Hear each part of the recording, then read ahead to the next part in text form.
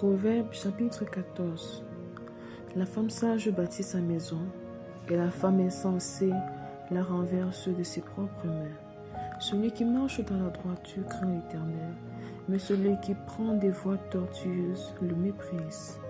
Dans la bouche de l'insensé est une verge pour son orgueil, mais les lèvres des sages les gardent. S'il n'y a pas de bœuf, la crèche est vide. C'est à la vigueur des bœufs qu'on doit l'abondance des revenus. Un témoin fidèle ne ment pas, mais un faux témoin dit des mensonges. Le moqueur cherche la sagesse et ne la trouve pas, mais pour l'homme intelligent, la science est chose facile. Éloigne-toi de l'insensé, ce n'est pas sur ses lèvres que tu aperçois la science. La sagesse de l'homme prudent, c'est l'intelligence de savoir. La folie des insensés, c'est la tromperie. Les insensés se font un jeu du péché, mais parmi les hommes droits se trouve la bienveillance. Le cœur connaît ses propres chagrins, et un étranger ne saurait partager sa joie. La maison des méchants sera détruite, mais la tente des hommes droits fleurira. Telle voie paraît droite à un homme, mais son issue, c'est la voie de la mort. Au milieu même du rire, le cœur peut être affligé, et la joie peut finir par la détresse. Celui dont le cœur s'égare se rassasie de ses voies, et l'homme de bien se rassasie de ce qui est en lui. L'homme simple croit tout ce qu'on dit, mais l'homme prudent est attentif à ses pas. Le sage a de la retenue et se détourne du mal, mais l'insensé est arrogant et plein de sécurité. Celui qui est prompt à la colère fait des sottises, et l'homme plein de malice s'attire la haine. Les simples ont en partage la folie, et les hommes prudents se font de la science une couronne.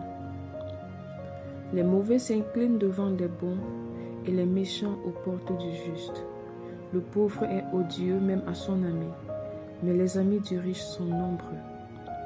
Celui qui méprise son prochain commet un péché, mais heureux celui qui a pitié des misérables. Ceux qui méditent le mal ne s'égarent-ils pas? Mais ceux qui méditent le bien agissent avec bonté et fidélité.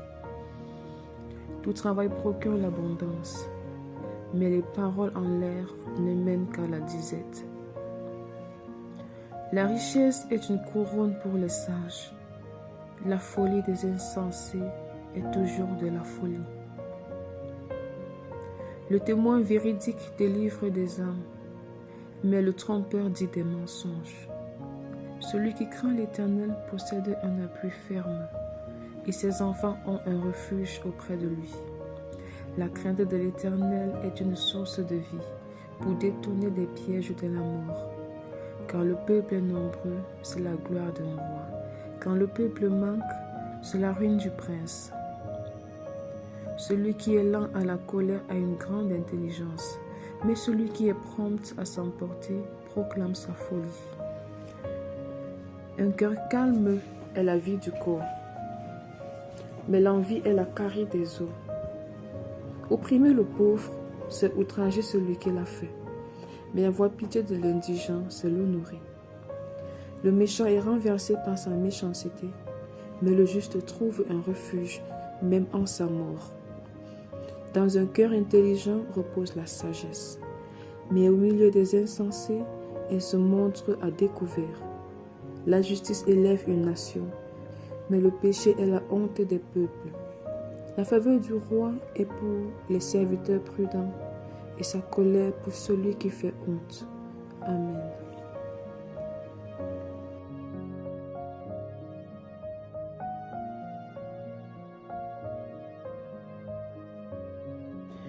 Première épître de Paul aux Corinthiens, chapitre 4. Ainsi, qu'on nous regarde comme des serviteurs de Christ et des dispensateurs des mystères de Dieu. Du reste, ce qu'on demande des dispensateurs, c'est que chacun soit trouvé fidèle. Pour moi, il m'importe fort peu d'être jugé par vous ou par un tribunal humain.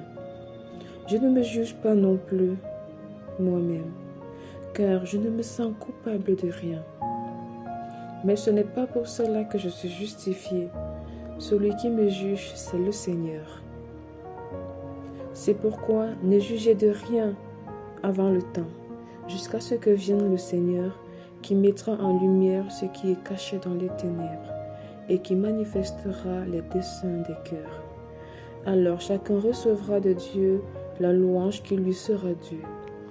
C'est à cause de vous, frères, que j'ai fait de ces choses une application à ma personne et à celle d'Apollos, afin que vous appreniez en nos personnes à ne pas aller au-delà de ce qui est écrit, et que nul de vous ne conçoive de l'orgueil en faveur de l'un contre l'autre. Car qui est-ce qui te distingue? Qu'as-tu que tu n'aies reçu?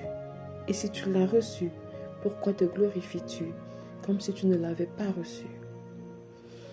Déjà vous êtes rassasiés, déjà vous êtes riches. Sans nous, vous avez commencé à régner, et puissiez-vous régner en effet, afin que nous aussi, nous régnions avec vous. Car Dieu, ce me semble, a fait de nous, apôtres, les derniers des hommes, des condamnés à mort en quelque sorte, puisque nous avons été un spectacle au monde, aux anges et aux hommes. Nous sommes fous à cause de Christ, mais vous, vous êtes sages en Christ. Nous sommes faibles, mais vous êtes forts. Vous êtes honorés et nous sommes méprisés. Jusqu'à cette heure, nous souffrons la faim, la soif, la nudité. Nous sommes maltraités, errants çà et là. Nous nous fatiguons à travailler de nos propres mains.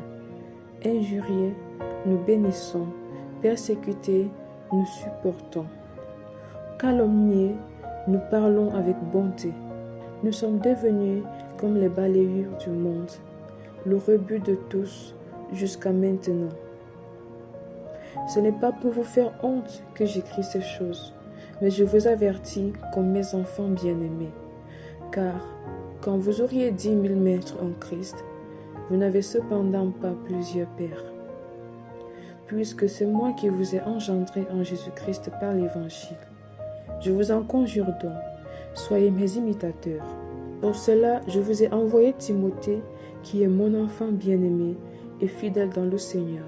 Il vous rappellera quelles sont mes voies en Christ, quelle est la manière dont j'enseigne partout dans toutes les églises. Quelques-uns se sont enflés d'orgueil, comme si je ne devais pas aller chez vous. Mais j'irai bientôt chez vous, si c'est la volonté du Seigneur, et je connaîtrai non les paroles, mais la puissance de ceux qui se sont enflés. Car le royaume de Dieu ne consiste pas en paroles, mais en puissance. Que voulez-vous? Que j'aille chez vous avec une verge, ou avec amour et dans un esprit de douceur?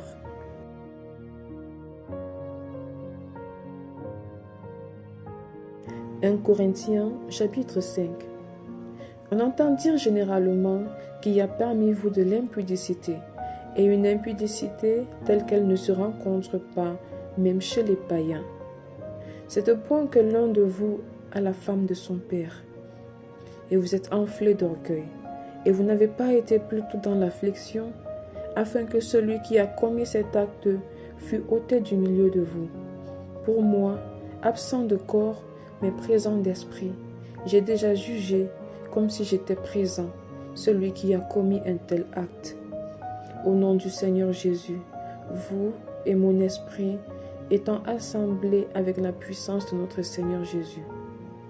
Qu'un tel homme soit livré à Satan par la destruction de la chair, afin que l'esprit soit sauvé au jour du Seigneur Jésus. C'est bien à tort que vous vous glorifiez. Ne savez-vous pas qu'un peu de levain fait lever toute la pâte? Faites disparaître le vieux levain, afin que vous soyez une pâte nouvelle, puisque vous êtes sans levain, car Christ notre Pâque a été immolé.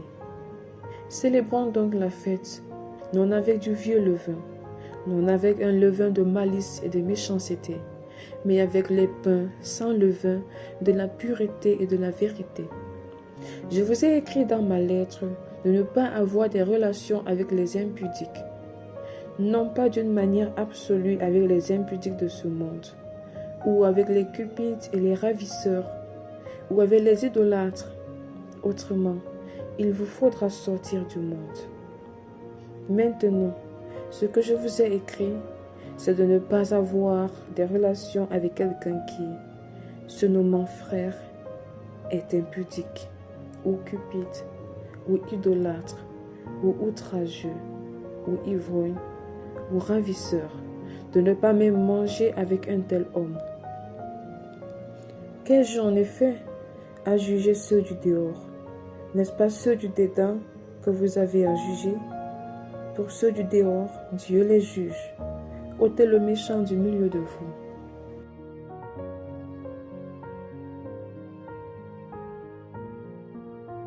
« 1 Corinthiens chapitre 6.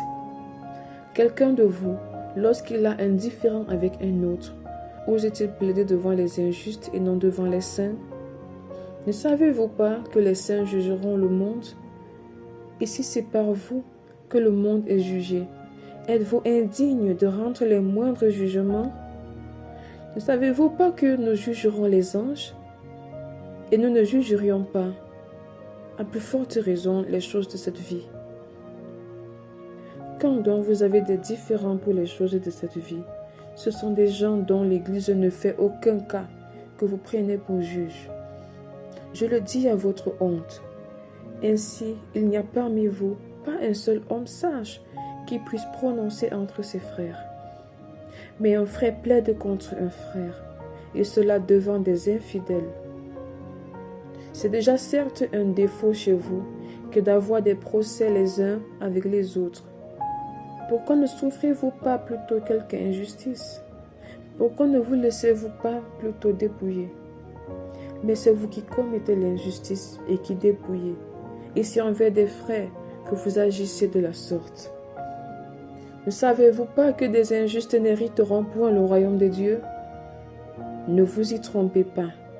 Ni les impudiques, ni les idolâtres, ni les adultères, ni les efféminés, ni les infâmes, ni les voleurs, ni les cupides, ni les ivrognes, ni les outrageux, ni les ravisseurs n'hériteront le royaume de Dieu. Et c'est là ce que vous étiez, quelques-uns de vous. Mais vous avez été lavés, mais vous avez été sanctifiés, mais vous avez été justifiés au nom du Seigneur Jésus-Christ et par l'Esprit de notre Dieu. Tout m'est permis, mais tout n'est pas utile. Tout m'est permis, mais je ne me laisserai asservir par quoi que ce soit. Les aliments sont pour le ventre, et le ventre pour les aliments, et Dieu détruira l'un comme les autres. Mais le corps n'est pas pour l'impudicité, il est pour le Seigneur, et le Seigneur pour le corps. Et Dieu, qui a ressuscité le Seigneur, nous ressuscitera aussi par sa puissance. Ne savez-vous pas que vos corps sont des membres de Christ? Prendrai-je donc les membres de Christ pour en faire les membres d'une prostituée? Loin de là. Ne savez-vous pas que celui qui s'attache à la prostituée est un seul corps avec elle? Car, est-il dit, les deux deviendront une seule chair. Mais celui qui s'attache au Seigneur est avec lui un seul esprit. Fuyez l'impudicité. Quelque autre péché qu'un homme commette, ce péché est hors du corps. Mais celui qui se livre à l'impudicité pêche contre son propre corps. Ne savez-vous pas que votre corps est le temple du Saint-Esprit qui est en vous, que vous avez reçu de Dieu et que vous ne vous appartenez point à vous-même, car vous avez été rachetés à un grand prix. Glorifiez donc Dieu dans votre corps et dans votre esprit qui appartiennent à Dieu. Amen.